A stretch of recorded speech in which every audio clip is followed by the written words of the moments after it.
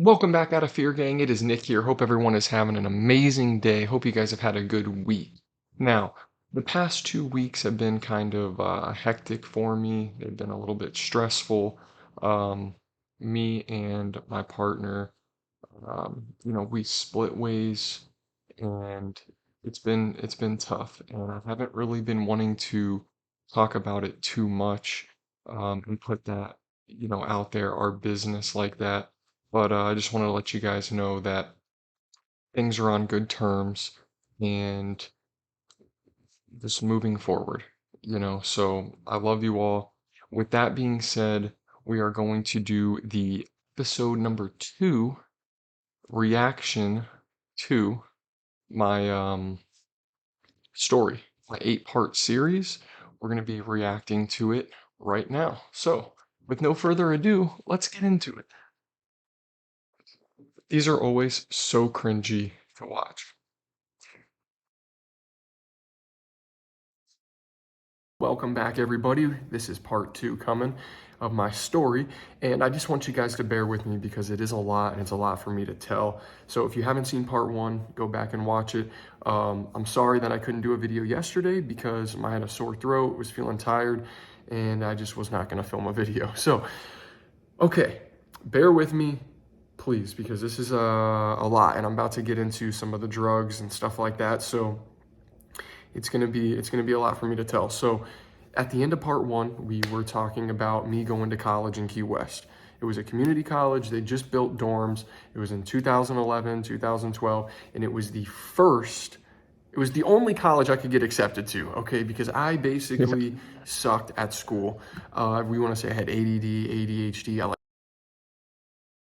I like to talk a lot, and yeah, I didn't pay attention in any classes. So basically, I go down to college in the Keys, right? And at this point, I'm doing drugs every day. I'm smoking weed, I'm selling weed, I'm taking acid, I'm doing shrooms, doing ecstasy, smoke DMT, cocaine, Molly, basically everything you could do. Now, the prescription drugs I was talking about at the end of part 1, I never really messed around with them again in college. I remember the feeling they gave me of that no fear.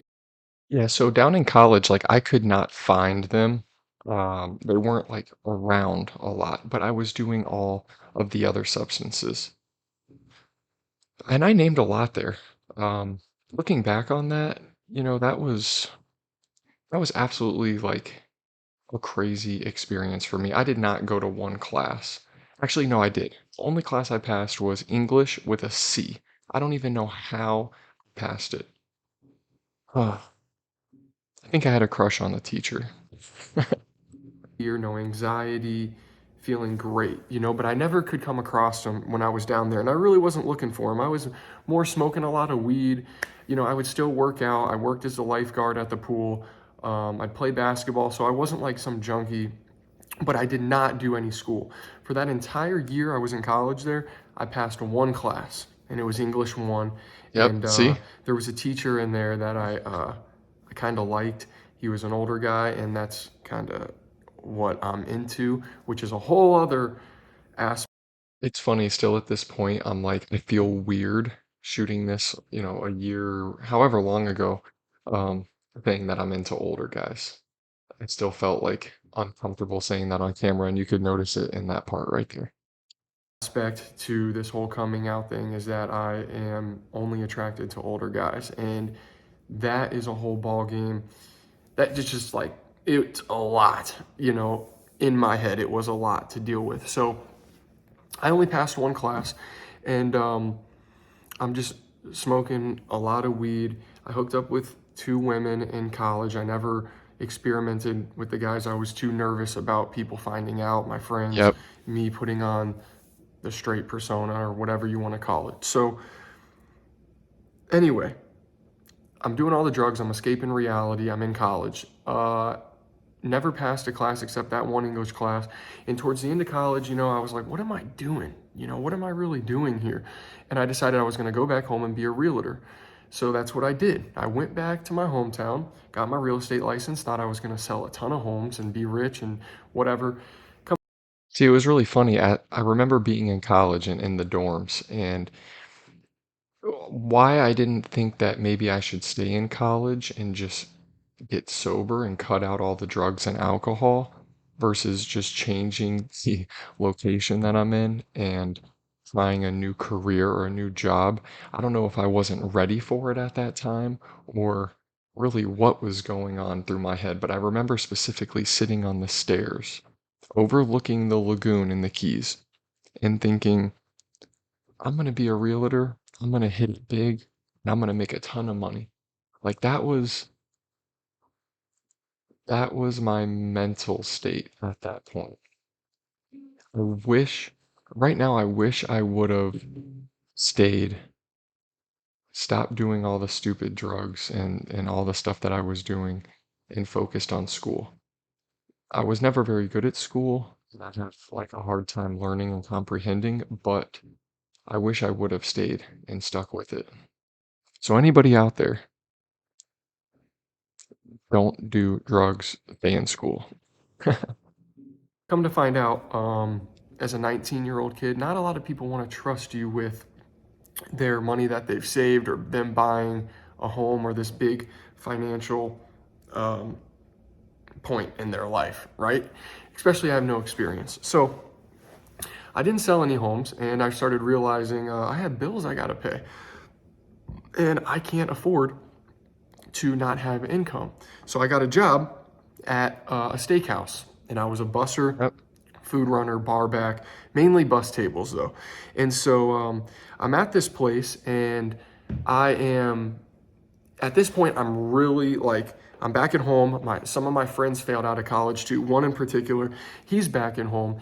And we were both on the basketball team in high school. And he's the one that,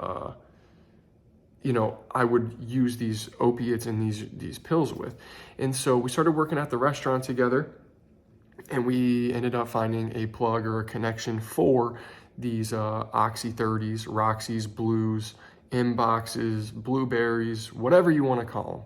They were pure Oxy 30s. And we started taking them every day. I took them every day. I felt great. They helped me better at work. They helped me have more energy, more talkative, less fear, less anxiety. And another thing that they did was kill my libido. And I would help me not think about my attraction towards men. And that was huge because so the fact that me and my friend are still friends to this day and we both survived after doing all this and we work together currently is a miracle. Like statistics, are not that like in our favor when it comes to this drug addiction and living this lifestyle. And so, you know, when I mentioned here that I took the drugs because they killed my libido, I that was a side effect from taking them. It also numbed me, so I didn't have to experience any of these emotions. And I will say that's probably been one of the hardest things I'm going through what I'm going through now is handling all of this completely clean and sober and not using a substance or a chemical to make me feel better in the moment because I know in the long run it's going to do nothing but hurt me. So, man, and I'm sorry if this video is not like great or I'm super upbeat. I'm trying to just work past this and put this video out. And upload content and let you guys know like, hey, I am okay. I'm doing good. So, yeah. That was that was what I was really dealing with and I did not want to feel that way. I didn't. So, as time goes on, I'm working at this restaurant. Now I'm becoming physically dependent on these drugs, these opiates. If you do not have these drugs, okay, you're not working. You are Yep. sick, like the flu times 100, vomit, diarrhea, cold chills, night sweats. You can't eat, throwing up like horrible, okay? It's like it's synthetic heroin. You know what I mean? So this was a reality check. I realized I need these. I need these now. Like, this is, if I don't have these, I'm screwed. And I remember the day I realized I'm hooked and I need these. I was putting the bread in the baskets and I didn't have any. Um, and I just felt really sick, you know? And I told my friend, and he's like, "Oh, dude, you're dope sick." And I'm like, "What? What the hell is that?" And then he gave me a pill and I did it. I snorted it and I felt way better. So now I'm realizing, okay, I'm dependent. I need these drugs. So See, and this is a thing I don't think a lot of people realize when it comes to drug addiction.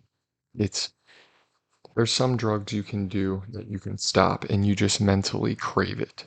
But there's other drugs that when you stop taking these things, like your body is physically hooked on it. It needs these chemicals to operate. And so it makes it even more just from like a mental game to a full body, like the diarrhea, the vomiting, the cold sweats, the chills, the no energy. You you literally feel like your body's dying, and it'll do whatever it takes to tell your mind you need that stuff. And so when people say, "Why don't you just stop?" It's sometimes it's not that easy. And if you're on certain drugs and you just stop, if you're doing a good amount, you can die. Especially with alcohol, especially with Xanax or any type of benzodiazepines. So it's not as easy as just, well, why don't you just put it down? It's not like that. at this point, there's no option but to have them. So time goes on. I tell my family um, that I need to get help. I need to go away for a week and stay with Uncle so and so, and I just need to detox. I need to get this out of my system and I'll be okay. I'm not an addict. I'm not like these other people. I'm not homeless. I'm not this, right? This was my mentality. So I go away for a week and I don't take anything. And I come back, and now when I come back, my friend went from snorting these pills. See, right there where I went to my uncle's for a week, that was my first geographical thing. What that means is I thought that I just needed to get away from the people, places, and things and get off of the drugs, and then everything would work out. What I didn't realize at this time, and it took me a while to realize, was that I needed to change internally. I needed to change my thinking, how I act, like the way I process stuff, how I cope with things. There's a lot more to it than just putting the drugs down. To shooting them up, IV, mainlining, using syringes, whatever. Yeah, this is Of when stuff course, got he bad. introduces me to it. I wanted to do it, it wasn't his fault. And now I'm IVing drugs, right? Now I'm IVing pills, and this goes on. And around this time, 19 or 20, is the first time I met somebody on the app, Grinder or whatever. And so I'm on this app I don't think it was Grinder. It was actually called Scruff. And yeah, it was Scruff. and I pull it up. I would pull it up and then I would delete it. I would download it, look at people, whatever, talk to them, and then delete it. And I would get too scared to meet someone. Well, one day I finally met somebody, and it was a very, very weird experience. And it So was like awkward. a dark house, and like this guy was just like really awkward. And anyway, we'll just leave it there. I met somebody, and nothing crazy happened, but it didn't. It was just a very awkward experience, and I left that place, and I went and I sat at the It was still like looking back on it, it was actually very awkward. It was weird. The guy like wanted all the lights off in the house. Uh, I was super nervous. I think he was kind of nervous, and there was like no furniture in the living room. It was it was very, very weird. But there was no like sex, um, like intercourse. We'll just leave it at that. Burger King. I remember sitting at the Burger King in my hometown, and I was thinking in my head, okay, I'm going to do these drugs, these pills, until I overdose and I die, and nobody will know I'm gay. Or my family will be so sick of me being a drug addict that they'll disown me and they won't want anything to do with me, and I'll be able to live free and I'll get clean and sober after that. And then I would also pray that, you know, my family would go on a trip or something and that their plane would get taken down or their plane would fall and they would all die so that I could live and be free. You know how twisted, you know how like that is so messed up. You know, Okay, so when I talk about those three things, that is all completely fear-based. Like, that's how much fear I had of coming out, that I would rather be a drug addict, have my family forget about me and disown me so I could then live my life. Or, like, basically, I wanted to die, and I know it may sound crazy to some of you guys, but that's the whole purpose of this channel on hopefully being able to reach people that felt the same way I do. And also, out of fear, gang, that's the reason why. Is because I'm stepping out of my fear, out of my comfort zone, and I'm doing these videos and I'm talking to you guys and I'm trying to spread the message of hope and help people. So that's actually where the name came from, just so you guys know. what I mean? Like I really looking back on it, but I was so scared. It was my deepest fear of being rejected or not being liked or accepted. And, you know, I'm a people pleaser. I want everyone to be happy, to like me, to, you know, I want to belong. I want to fit in, you know, and I didn't think I would. And I didn't think my family would accept me. And I didn't want to disappoint anybody. And I remember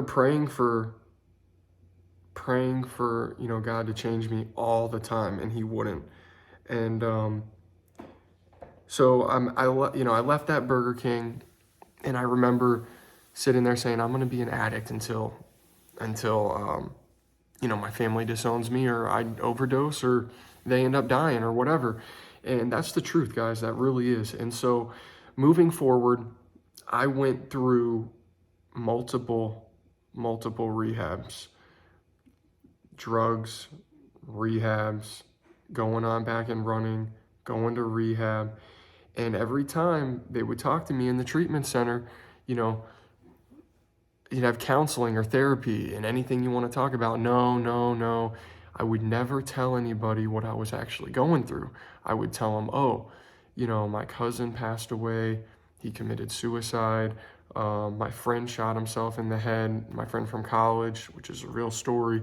Um, you know, and there was things that happened to me and my parents and stuff growing up, but what really internally I was dealing with was me accepting the fact of who I am and that I can't change it, and also being a people pleaser, codependent, and just the fact that I felt completely alone in this world.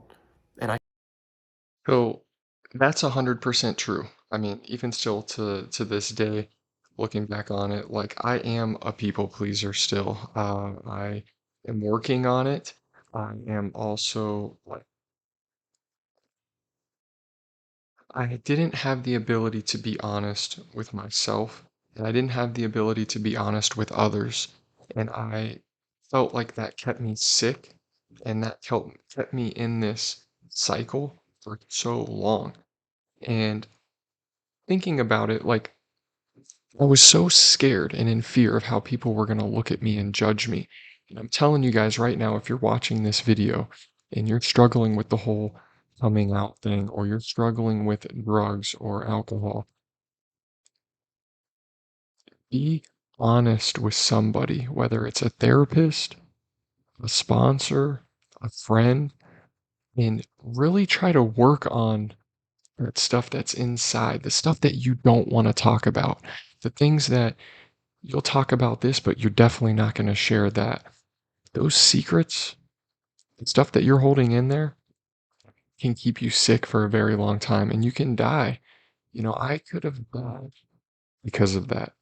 And I'm so glad that this time, around, I just finally had the courage to just be 100% me, be authentic, and be completely honest because I love life. I want to be sober.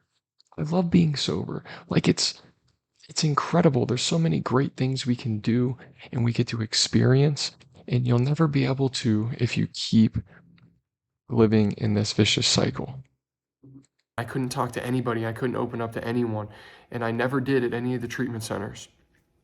And so that leads us into part three when I go to my final year-long treatment center, Christian-based, faith-based, and my entire life changes from here. This is when it starts getting to the the good stuff, okay? People finding out, um, me becoming, a successful business person, then people finding out about me being gay, and just a whirlwind. But we're already at 11 minutes and 30 seconds. So that's it for part two. Hope you guys enjoyed it. Part three's coming. And I love you all. God bless and peace. Okay, so um, that is part two. And I'm not going to lie to you guys, this has been a very hard video for me to shoot. This is not, I feel like I'm trying my best here to to do this video. And I know I needed to talk a little bit about what was going on with me, but I am doing good. I am healthy.